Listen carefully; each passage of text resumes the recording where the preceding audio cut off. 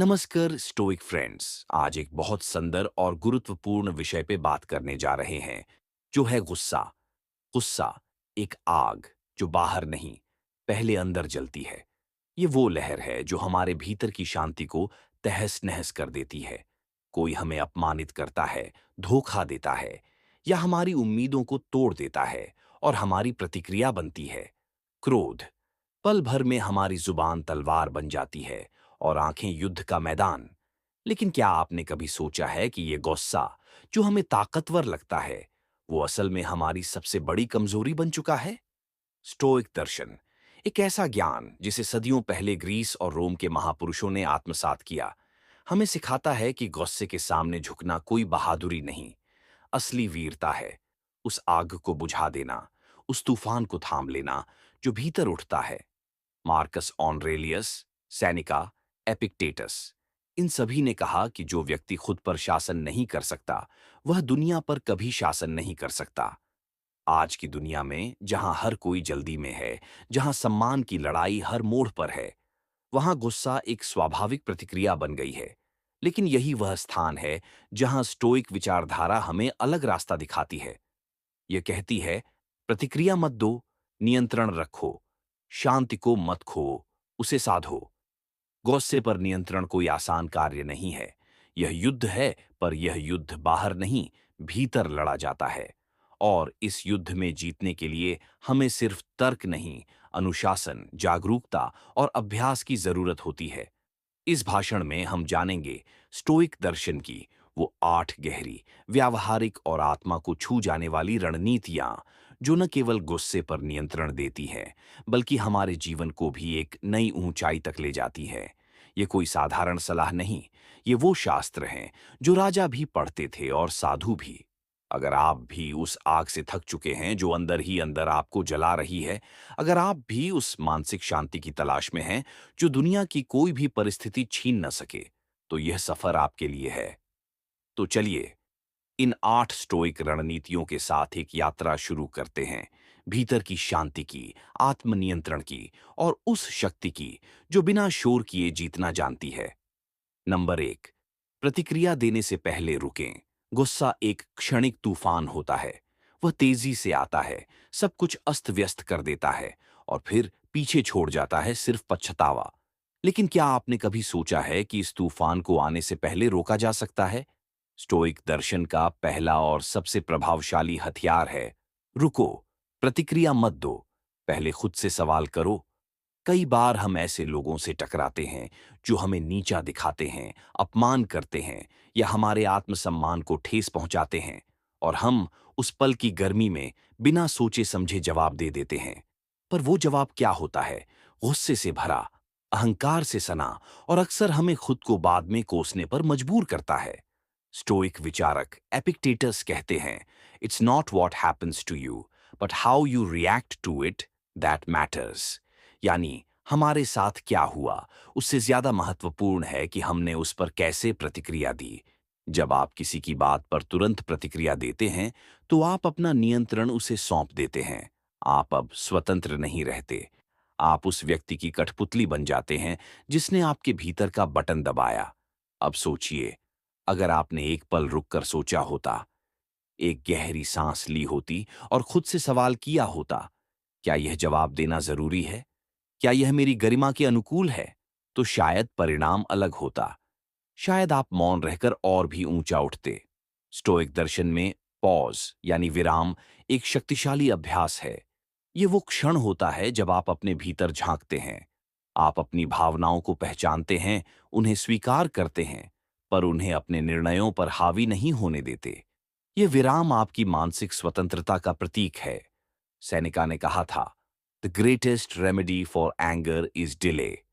यानी गुस्से का सबसे बड़ा इलाज है देर करना। जब आप कुछ पल रुक जाते हैं, आपका मस्तिष्क तर्क की ओर बढ़ता है, भावना की तीव्रता घटती है, और आप सही निर्णय लेने की स्थिति में आते हैं। इसलिए जब अगली बार कोई आपको भड़काने की कोशिश करे, तो प्रतिक्रिया देने से पहले रुकिए, मौन रहिए, एक लंबी सांस लीजिए, और याद रखिए, जो व्यक्ति खुद को नियंत्रित कर सकता है, वही सच्चा विजेता है। गुस्से को दबाना नहीं, बल्कि उसे समझना और उसका प्रभुत्व न मानना ही स्टोइक विजेता का लक्षण है।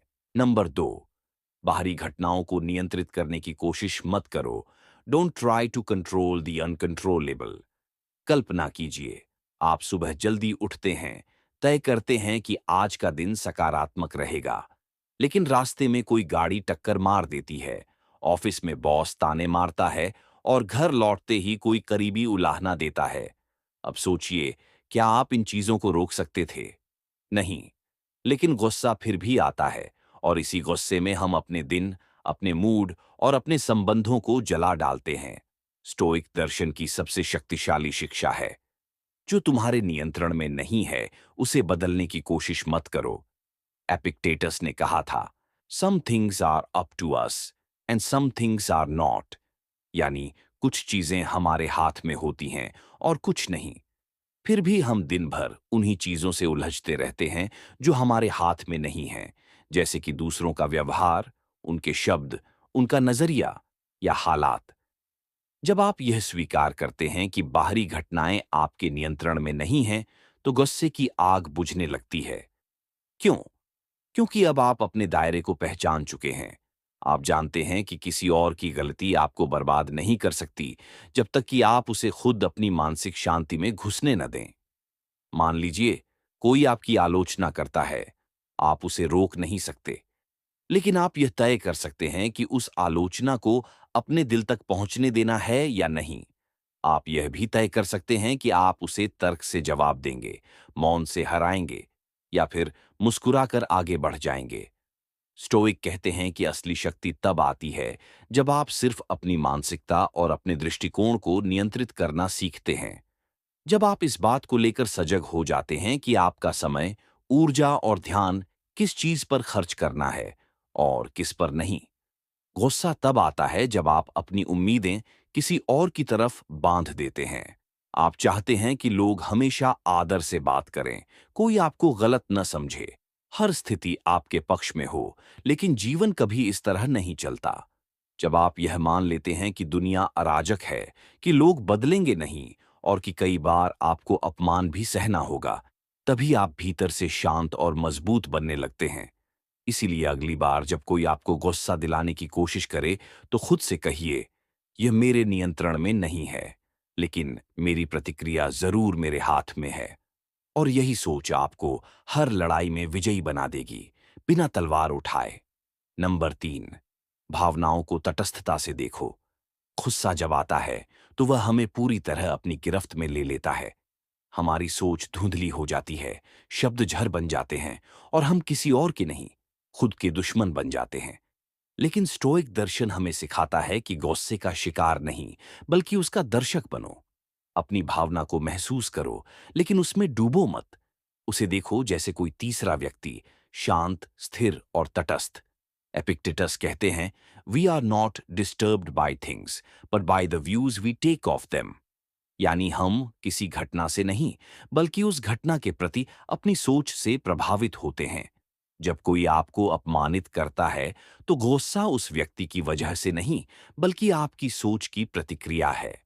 अगर आप इस सोच को बदल दें, तो आप अपने गुस्से पर भी नियंत्रण पा सकते हैं। अब सोचिए, क्या हो अगर आप हर भावना को एक बादल की तरह देखें। वह आता है, गुजरता है, लेकिन आसमान को स्थायी रूप से नहीं ढक सकता। स्टोइक यही दृष्टिकोण सिखाते हैं। गुस्से को मत दबाओ, उसे पहचानो।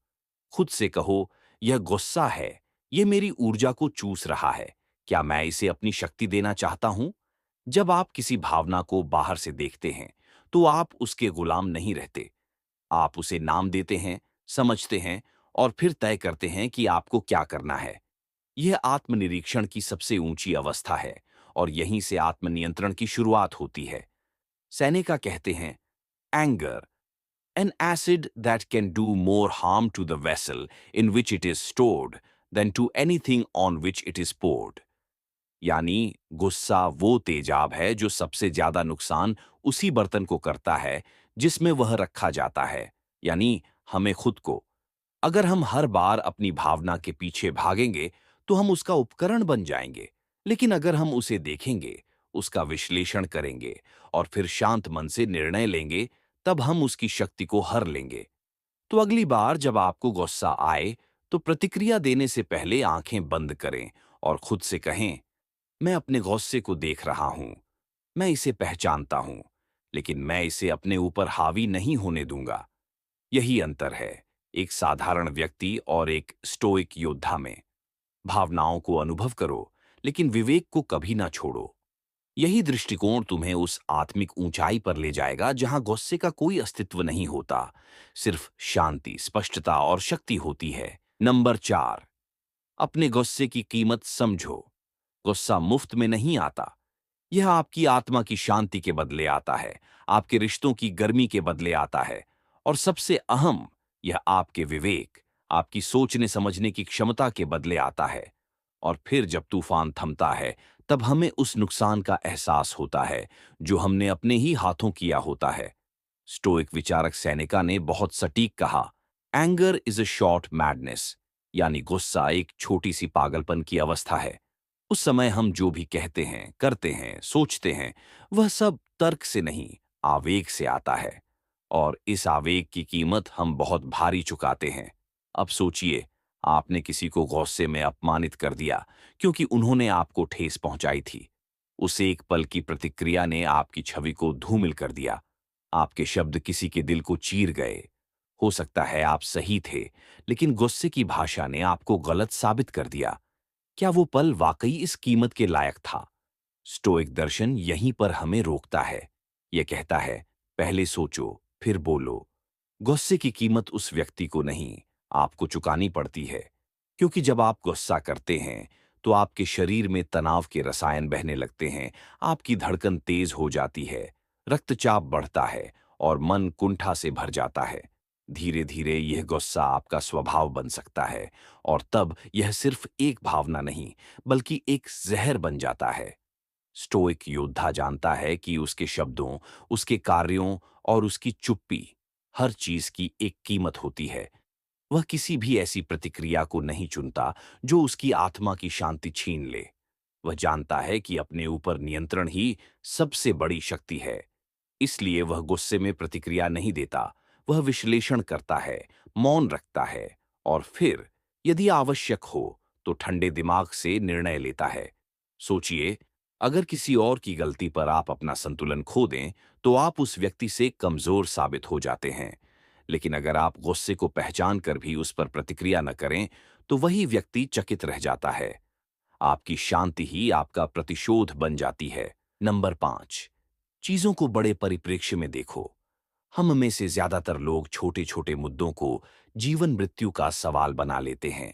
किसी ने बात कड़वी कर दी, किसी ने समय पर जवाब नहीं दिया, ट्रैफिक में कोई ओवरटेक कर गया, और हम भीतर से आग बबूला हो जाते हैं।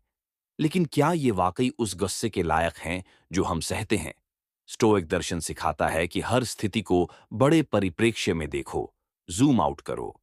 क्या यह घटना 1 साल बाद मायने रखेगी, 10 साल बाद, या शायद 1 हफ्ते बाद भी नहीं?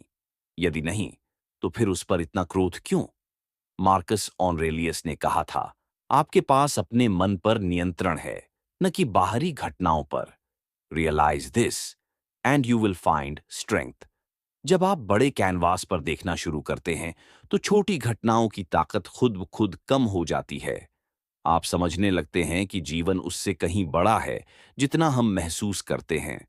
जब हम भावनाओं में बह जाते हैं, तो हम अपने दृष्टिकोण को खो देते हैं। लेकिन जैसे ही हम खुद को ऊपर से देखने की कोशिश करते हैं, मानो कोई ड्रोन से जमीन देख रहा हो, वैसे ही हर गुस्सा, हर आक्रोश, हर अपमान छोटा लगता है। आप सोचते हैं, क्या यह इतना बड़ा है कि मैं अपनी रात की नींद गंवा दूं? क्या यह इंसान वाकई मेरे मन की शांति के लायक है? बड़े परिप्रेक्ष्य से देखने का अभ्यास आपको एक अलौकिक शांति देता है। यह आपको बताता है कि हर समस्या, हर झगड़ा, हर अपमान समय में खो जाएगा, और आप चाहें तो अभी भी उस पर मुस्कुरा सकते हैं। नंबर 6, मौन को अपना हथियार बनाओ। जब दुनिया शोर मचा रही हो, जब हर कोई बोल बोल कर खुद को साबित करने में लगा हो, तब कोई अगर चुप रहे, तो वह केवल मौन नहीं रखता, वह अपनी शक्ति का प्रदर्शन करता है। स्टोइक दर्शन में मौन सिर्फ संवाद की अनुपस्थिति नहीं है, यह आत्मनियंत्रण की सबसे गहरी अभिव्यक्ति है। जब कोई आपको अपमानित करता है, आपके आत्मसम्मान पर वार करता है और आप बिना प्रतिक्रिया दिए शांत रहते हैं, तो आप वास्तव में उसका सबसे बड़ा जवाब दे रहे होते हैं, क्योंकि उसकी मंशा आपको उत्तेजित करने की थी। लेकिन जब आप शांत रहते हैं, तो आप उसका खेल ही छीन लेते हैं। वह बेचैन हो उठता है, उसका घमंड उस शांति में बिखर जाता है। एपिक्टेटस कहते हैं, it's not what happens to you but how you react to it that matters. और मौन सबसे परिष्कृत प्रतिक्रिया है। यह बताता है कि आपने परिस्थिति को समझा, लेकिन आप अपने मन के दास नहीं हैं। आप प्रतिक्रिया नहीं, प्रबुद्ध प्रतिक्रिया देना जानते हैं, और कई बार वह प्रतिक्रिया मौन होती है। अब सोचिए, जब कोई व्यक्ति गुस्से में चिल्ला रहा होता है और दूसरा मौन खड़ा होता है, तो भीड़ किसकी तरफ देखती है? उस व्यक्ति की तरफ जो स्थिर है। मौन आपको सिर्फ सम्मान नहीं दिलाता, यह आपको एक मानसिक ऊंचाई पर ले जाता है। आप ऊंचे खड़े हो जाते हैं उस इंसान की तुलना में जो नीचे लड़ रहा है। मौन वह तलवार है जो शोर नहीं करती, लेकिन गहराई से काटती है। यह आपके संयम का प्रमाण है, और स्टोइक दर्शन में संयम ही वह गुण है जो एक साधारण व्यक्ति को योद्धा बनाता है। अगर आप हर अपमान का जवाब देंगे, तो आपकी ऊर्जा वहीं नष्ट हो जाएगी। लेकिन जब आप मौन को चुनते हैं, तो आप इस ऊर्जा को अपने आत्मविकास में लगाते हैं। आप भीतर से मजबूत बनते हैं। मौन केवल चुप्पी नहीं है, यह घोषणा है कि मैं अपने गौस्से से बड़ा हूं, मैं अपने अहम से ऊपर हूं, मैं परिस्थिति से ऊपर उठ चुका हूं। इसीलिए अगली बार जब आपको कोई उकसाए, तो जवाब देने से पहले रुकिए, गहरी सांस लीजिए और अपने मौन को सामने रख दीजिए। यकीन मानिए, यह शब्दों से कहीं अधिक शक्तिशाली सिद्ध होगा। नंबर 7, स्वयं को क्षणिक नहीं, दीर्घकालिक मूल्य दो। हमारा गुस्सा अक्सर हमें उस पल की जीत का भ्रम देता है। किसी ने कुछ कहा और आपने दो गुना तीखा जवाब दे दिया। वाह! आपने उसे हरा दिया। लेकिन क्या आपने कभी सोचा कि उस जीत की कीमत क्या थी? हो सकता है आपने अपने रिश्ते खो दिए, हो सकता है आपकी छवि गिर गई, या हो सकता है कि उस एक पल की प्रतिक्रिया ने आपकी सारी आंतरिक शांति छीन ली हो। क्या यह जीत थी? नहीं, यह हार थी, अपने आप से। स्टोइक दर्शन कहता है, choose not to be harmed and you won't feel harmed. यानी आप तय करते हैं कि कौन आपको नुकसान पहुंचा सकता है। अगर आप तय करते हैं कि आप प्रतिक्रिया नहीं देंगे, तो कोई भी आपको हरा नहीं सकता। क्षणिक जीत, गुस्से का जवाब, अपमान का पलटवार, ये सब केवल आपको कुछ सेकंड्स का सुकून देते हैं। लेकिन दीर्घकालिक शांति ये तब आती है जब आप समझदारी से प्रतिक्रिया देने की ताकत रखते हैं। जब आप सामने वाले की गलती को देखकर मुस्कुरा सकते हैं और सोच सकते हैं, यह मेरे स्तर का व्यक्ति नहीं है, मुझे अपनी ऊर्जा बर्बाद नहीं करनी है। मार्कस ऑनरेलियस कहते हैं, the best revenge is not to be like your enemy. यानी सबसे बड़ा बदला यह है कि आप उसके जैसे न बने जिसने आपको चोट पहुंचाई। जब आप दीर्घकालिक सोच अपनाते हैं, तो आप निर्णय लेते हैं कि यह पल बीत जाएगा, लेकिन आपकी गरिमा आपके साथ रहेगी। आप सोचते हैं, क्या यह जवाब देने लायक है, या मेरा मौन ही मेरे आत्मसम्मान का प्रतीक है? और यह निर्णय, यही आपको विजेता बनाता है, क्योंकि यह जीत स्थायी होती है। यह रात को सुकून से सोने देती है, यह रिश्तों को बचाती है, यह आपकी मानसिक स्थिरता को सुरक्षित रखती है। क्षणिक विजय के लिए अपना मन खो देना, किसी की आग में जल जाना, ये कोई समझदारी नहीं, पर दीर्घकालिक शांति के लिए उस पल को छोड़ देना, यह सच्ची जीत है। नंबर 8, अभ्यास करो तब तक जब तक यह स्वभाव न बन जाए। गुस्से पर नियंत्रण कोई दिव्य शक्ति नहीं है जो रातों रात जाग जाए। यह एक कला है, एक अभ्यास है, जिसे हर दिन हर परिस्थिति में दोहराना होता है। स्टोइक दर्शन कहता है, don't explain your philosophy, embody it. यानी अपनी सोच को शब्दों में मत बांटो, उसे अपने स्वभाव में उतारो। जब आप पहली बार मौन रहते हैं, जब आप पहली बार गुस्से में प्रतिक्रिया नहीं देते, तो यह कठिन लगता है। आपका शरीर कांपता है, मन उबलता है, लेकिन आप फिर भी चुप रहते हैं। यह पहला अभ्यास होता है, और फिर धीरे धीरे यह आपकी आदत बन जाती है। जैसे एक योद्धा रोज अभ्यास करता है, वैसे ही आप हर दिन परिस्थितियों को अपने अभ्यास का मैदान मानिए। जब ट्रैफिक में कोई काट जाए, जब बॉस गलत बोल दे, जब कोई मित्र आपको नीचा दिखाए, यह सब अभ्यास के मौके हैं। आप इन मौकों को गंवाइए मत। प्रत्येक बार जब आप खुद को गुस्से से उबार लेते हैं, तो आप अपने भीतर एक नया स्तर पार करते हैं। यह मानसिक मांसपेशी की तरह है। जितना ज्यादा अभ्यास, उतनी ही अधिक शक्ति। स्टोइक विचारक अपने गुस्से को दुश्मन नहीं, गुरु मानते थे। वह हर उस स्थिति से सीखते थे जहां गुस्सा उन्हें घेरता। वह सोचते, मैं यहां कितना शांत रहा, कहां डगमगाया, अगली बार कैसे और बेहतर बन सकता हूं। यही आत्मविकास की राह है। जब तक गुस्सा आपको हिला दे, तब तक आप साधक हैं। लेकिन जिस दिन आप गुस्से को देखकर मुस्कुरा दें, ओह, फिर से आया तू, उस दिन आप योद्धा बन जाते हैं। तो अभ्यास करते रहिए, हार मत मानिए। अगर आप गुस्से में बोल पड़े, चिल्ला पड़े, कोई बात नहीं। सीखिए, माफ कीजिए खुद को, और फिर अगली बार और बेहतर कीजिए। यही स्टोइक पथ है, धीमा लेकिन स्थायी। क्योंकि अंतिम जीत उसी की होती है जिसने अपने भीतर का युद्ध जीत लिया हो। तो अब जब आपने इन 8 स्टोइक रणनीतियों को जाना, तो एक बात स्पष्ट हो जाती है। गुस्से पर विजय कोई चमत्कार नहीं है। यह एक साधना है। यह हर रोज की एक छोटी छोटी लड़ाई है, खुद से, अपने विचारों से, अपने अतीत से। लेकिन हर उस व्यक्ति के लिए जिसने यह रास्ता चुना है, शांति, शक्ति और स्वाभिमान उसका पुरस्कार है। गुस्सा हमें लगता है कि हमारी रक्षा कर रहा है, लेकिन सच्चाई यह है कि यह हमें भीतर से तोड़ रहा है। यह हमारी सोच, हमारी नींद, हमारे रिश्ते, सबको जला देता है। लेकिन स्टोइक दर्शन कहता है, तुम वो हो जिसे कोई छू नहीं सकता, अगर तुम खुद को नियंत्रण में रख सको। और यही आत्मस्वामी की परिभाषा है। आपने जाना कि कैसे स्थिति को स्वीकृति देना, अपनी शक्ति पहचानना, सोचने से पहले प्रतिक्रिया को रोकना, प्राकृतिक नियमों को समझना, दूरी बनाना, मौन को हथियार बनाना, दीर्घकालिक शांति को चुनना और निरंतर अभ्यास करना। ये सब एक जीवन जीने की कला है। एक ऐसा जीवन जिसमें आप परिस्थितियों के गुलाम नहीं, उनके मालिक बनते हैं। आज का युग शोर का युग है। यहाँ हर कोई लड़ रहा है, बाहर से और भीतर से। लेकिन जो व्यक्ति अपने गुस्से को नियंत्रित कर लेता है, वह इस शोर में भी मौन का संगीत सुन सकता है। वही व्यक्ति सबसे बड़ा योद्धा है, क्योंकि उसने अपने सबसे बड़े दुश्मन को जीत लिया है, स्वयं को। अब फैसला आपका है। आप उस भीड़ में रहना चाहते हैं जो पल भर की भावनाओं में बह जाती है, या उस ऊंचाई पर पहुंचना चाहते हैं जहां एक शांति का साम्राज्य है, जो ना किसी शब्द से हिलता है, न किसी अपमान से टूटता है। आपका गुस्सा आपकी जिम्मेदारी है, और उसे संभालने की शक्ति सिर्फ आपके भीतर है। तो आइए, स्टोइक पथ को चुनें। गुस्से को जवाब नहीं, शांति से बदलने का रास्ता। क्योंकि शांति असल में सबसे तीखी तलवार होती है।